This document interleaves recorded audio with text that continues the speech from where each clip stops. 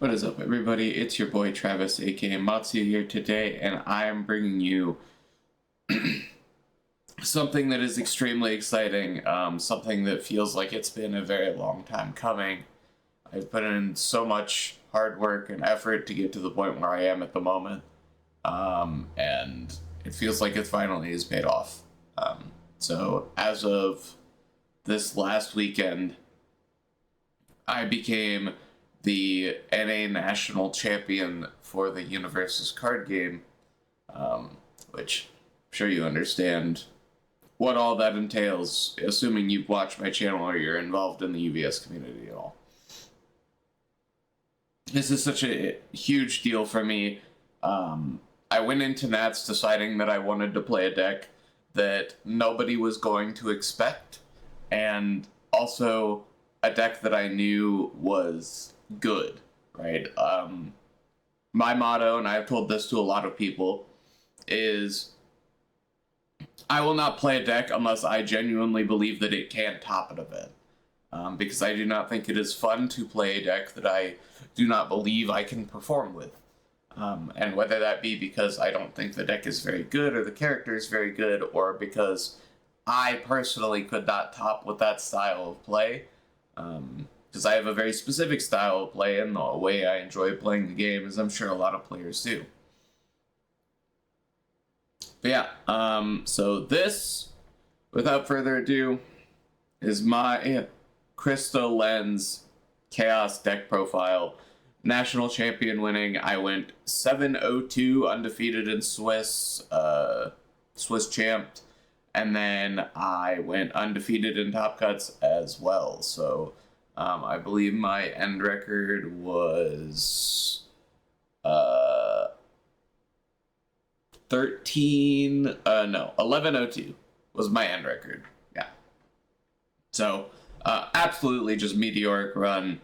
Not nearly what I expected to happen. I went into this event just thinking, well, I know I'm good. I know I can do great things when I try, so I'm just going to try my hardest, try my best, and see where it gets me. And, well, here we are.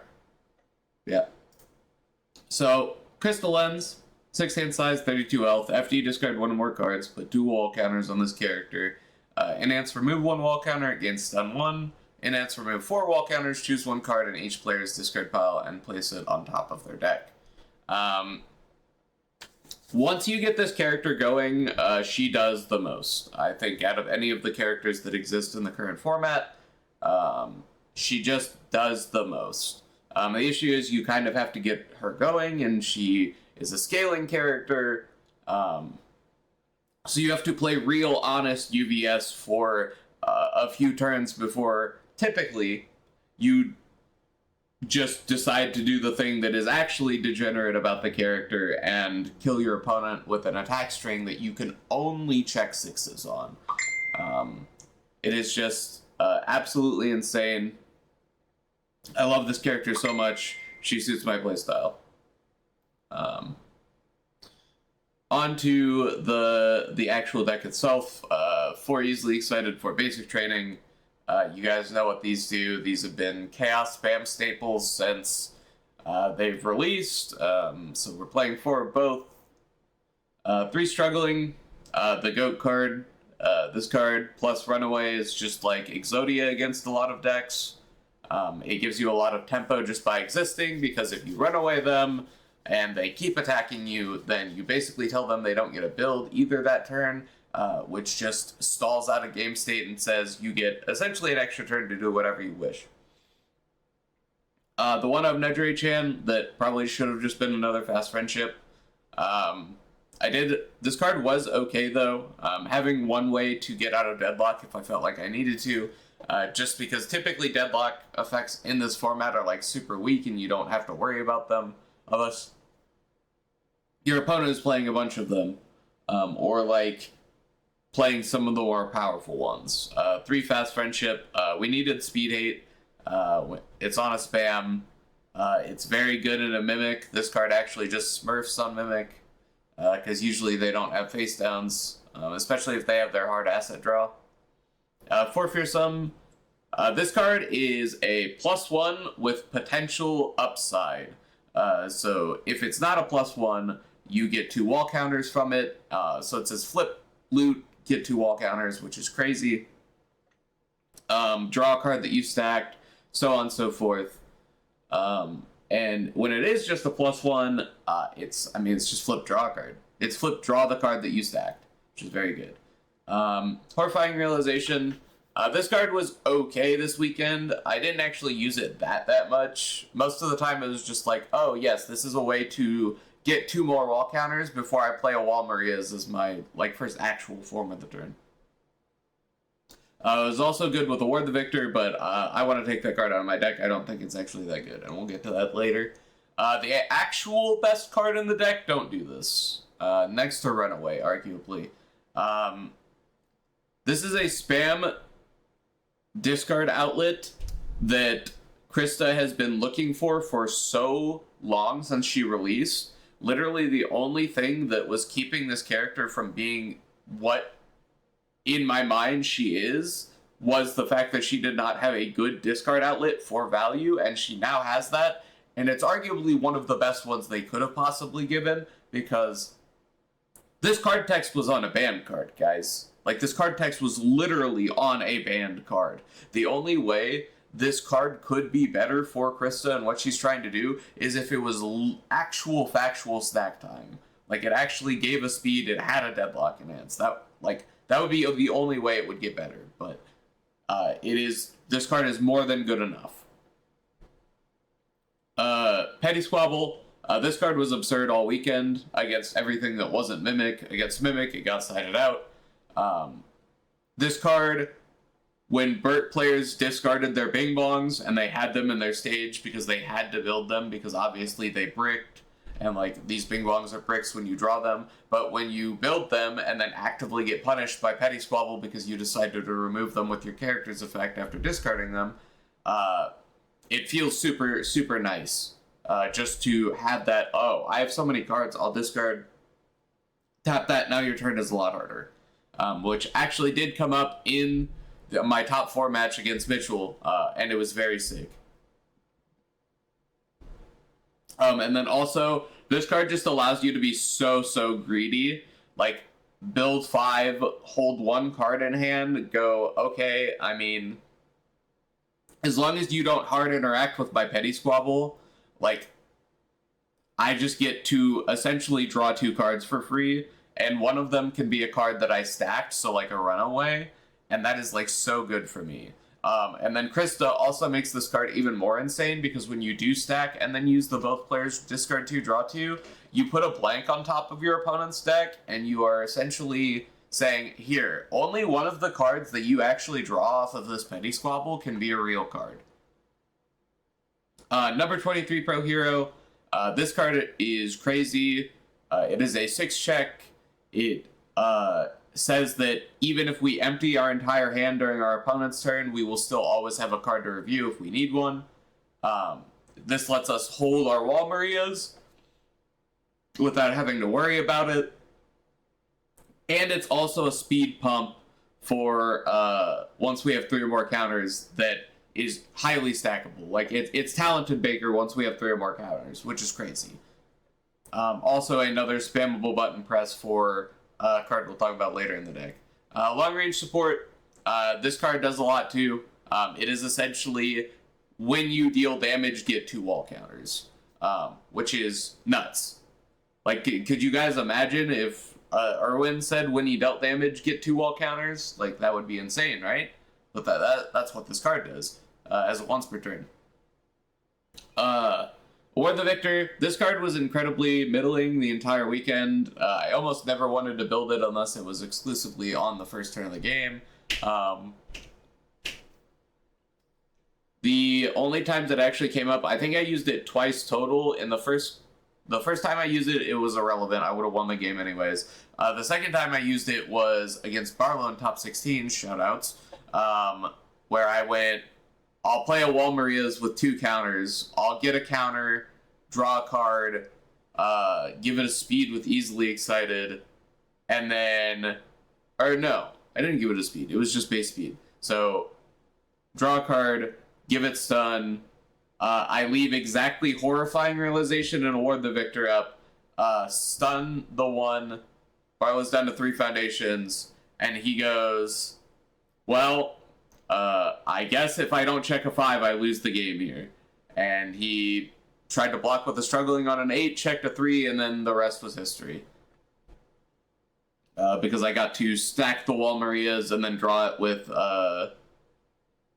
Horrifying Realization, draw a billion more cards, and then just like build for free from there, and just completely gain tempo on the game. On to the attacks. So the attack lineup is a little wonky, just because we are allowed to play a lot of 2s and 1s, and even a 3 of, because we stack them, right? So like if we want to see a specific thing, we can grab it from our discard pile with Krista. 2 Double Trouble. This card's okay. It's not super impressive, but it does what it needs to do. And what it needs to do is be a generic stun move, be essentially powerful 5 on a separate attack, but it also gets us wall counters. It gets us wall counters, helps us filter our hand, and then also lets us draw a card that we have stacked with like relative ease. It says we don't have to use our long range supports, our Horrifying Realizations, Fearsome Transformations, so on and so forth. Frog Strike, this card was absurd the entire weekend. This card was so crazy. The way you need to look at this card is it's a 4 mid for 7 with stun 2 that also seals a foundation. That is how you need to look at this card, because that's what this card almost always is. And that is just insane for a 4-diff in Krista. And it's a 4 for 7 with other upside, right? Because like the discard is only kind of a real cost in this character that turns them into a resource. Like all of your cards that you discard always get turned into another resource. D-Sphere, this card was also insane this weekend. This was a last minute include. I put this in my deck the literal night before. I was like, yeah, I'm just going to run it. Like thinking about it realistically, this is very good in a Mimic because it stops like targets, like removes targets from the game so they can't pick them back up. Insane against Chimera Kraken because I don't want that card ever touching me. Just crazy against a lot of things, and then also it has upside in Krista because it is a 5 mid for 1 with stun 2 that says if it's not blocked, we draw 2 and ditch 1, which gets us counters, gets us a little bit of card advantage. And yeah, sorry, I am exhausted, guys. I'm actually sick right now, so that's why I may sound a little bit different than I normally do. But I really wanted to get this deck profile out because I think it's super important for people to see this list. 4 Vast Hybrid Chimera Kraken, one of the best cards in the game, if not the best attack in the game. It's very close. This card just does the most. It commits their asset interaction, it commits and freezes their best foundation that you don't want them using on their turn. It is a speed buff if it touches them, so they basically have to block it, otherwise your character gets, once per turn, your attack gets 2 speed, which is, like, crazy. But yeah, just good card. This smurfed the entire weekend. Armor of the Wolf was literally one of the best cards in my deck the entire weekend, and I would never move it up to more than a 1 of. And the reason why is because we get to stack it. If I want this card at any point in the game, I will find it. And when I do find it, it means that you are dying because I have double Don't Do This, a Krista, plus like a number 23 or 2. And like, I am just pressing every button in my stage. You are tapped out. There's nothing you can do. This Armor of the Wolf is for like 14 or 15 without any momentum. Like, you would think that I was playing this card in Amajiki with how much damage that it was getting consistently without using any amount of momentum. Yeah, this card was wild. Walmaria's Bite. This card is... I mean, this card makes Krista look like a custom character. That is what this card does. I think this card is genuinely insane. I think people need to start playing around this card more because it gives you such an absurd scaling win con. Because a lot of decks just cannot beat you resolving a Wall Maria's and drawing 5 cards. Like, it is not a thing that can happen, usually. And so once you get to that point, you are just winning the game. I'm sure some of you people watched my finals match, and you saw me draw like 15 cards in one turn against Corey. Actually, I think it was more than that, because I think my first Wall Maria's drew me 9, and I think the second one, or no, my first Wall Maria's drew me like 12 or 13, and the second one also drew like 12 or 13. So I drew like 26 cards that turn. This card gives you all the discard fodder you could ever ask for Don't Do This. Makes just all of this kind of discard cost stuff free. And it even has a good on-block effect, which I never used the entire weekend because I was never blocking with this card unless I absolutely had to, and I never absolutely had to because my opponents could never put me into a position where I absolutely had to. So, and then our kill condition, Walk the Dog, one of the better attacks in the format. This card does way too much for way too little. Most of the time it is just a 4-diff that says draw a card and is a 6/6 with powerful 3 and stun 1, which is just insane to me in the first place. It is sometimes dead on turn 2, but that doesn't matter because you don't need to play it on turn 2, right? But yeah, this card just does the most. I think if there was a theoretical ban list, I would like to see probably both of these cards exist somewhere on it. And then on to the next ones, we've got the actions. Genkai's Guidance. This card probably could have just been a 4th runaway, thinking about it realistically, but I wanted the 1-of Genkai's in the main deck just because if we played against Mimic and we get Colossal Detonation, I wanted to have an answer to that, which, by the way, for those that don't know, Dimensional Sphere Response also cancels Colossus Detonation, because Dimensional Sphere removes it from the game before it resolves, so if the card does not resolve, then you do not blow up both staging areas, which is also very important. Wound Restore. Wound Restore was insane this weekend. I killed people with this card because they didn't expect the damage output, like the bonus 4 gotcha damage, and then I also lived because of this card. If I resolved both Wound Restores in a game, which wasn't even unrealistic, my character had 42 health as a 6-hander, which is crazy. Especially with, like, what my character does. Just allowed us to resolve a lot more runaways as well, which was, like, super important, I think. Runaway, this card is insane. This card does so much. This card swings the tempo in your favor for, like, almost free. Paying X is not a real cost. When your opponent not only gets 0 on-hit effects, 0 momentum, but they also get the top card of their discard pile stuffed just for trying. There was almost no deck that actually like punished me super hard for playing this card or like trying to play this card. So yeah, just absolutely insane card. The second Genkai's. This sometimes came in. I guess the one thing I forgot to mention about Genkai's was also the first form was randomly relevant on our deck because it was a way for us to get extra counters. I think it was enough. I think it was fine. Having extra ways to get counters in this deck is like really important, so even if it's like an incidental way, I think it was pretty valuable. Toon Credible Display, this was to stop the action cancels if our opponent tried to run away us, or if our opponent tried to cancel our runaway or tried to run away us. This card was there. Honestly, I think I used this a lot in my top 8 match against Pony because it was canceling the Levi 5 diff that was trying to kick a card from pool.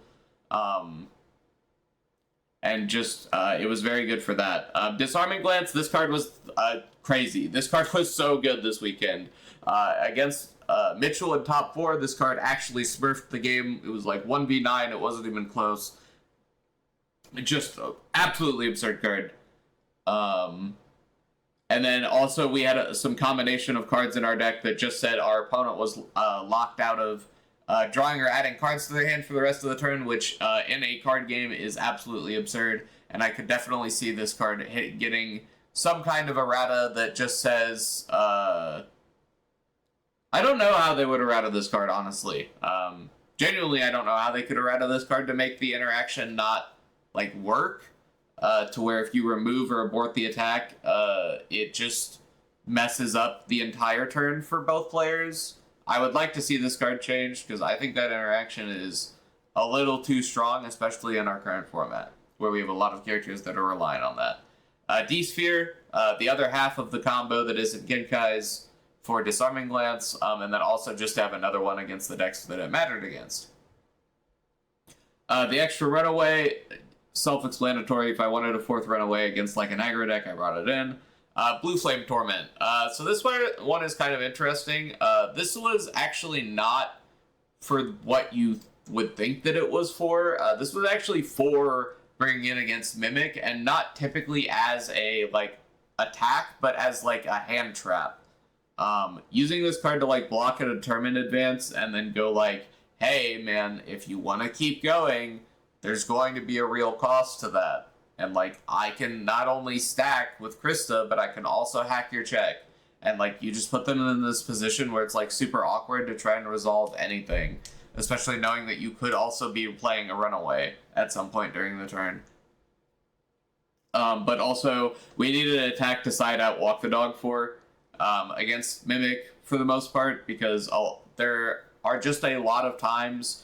against Mimic, where they will have like 2 foundations, and then your Walk the Dog is a 6 diff, which is super awkward. I know a lot of people were citing this out specifically for the reason of like, oh, it's dead on turn 2. I never once cared about that. That should not be the reason why you side this out. If you are playing into Mimic and your logic for siding out Walk the Dog is, oh, it might be dead on turn 2, then you should not be siding this card out. You just shouldn't. Because the amount of times where this card was active on like turn 3 or 4, because Mimic will eventually build foundations, and if they don't build foundations against this deck, you win anyways, because you get to make sure that all of their checks, they have to commit minimum 2 on, and guess what? Mimic says you only get to commit 1 asset, so if they don't have a trigger to give the +1 to their check, then they have to commit their character as well, which just is a death sentence.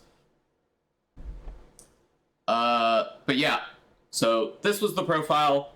I really appreciate everyone who cheered me on, all the people who came up to me afterwards and said, congratulations. Shout outs to the Undefeated at Local people for, doing my interview after as well and just being really cool about it. Shout out to my entire team. I love all of you guys. The MGLA is we're just the best team, guys. We're just the best team. I love everybody. They are my goats.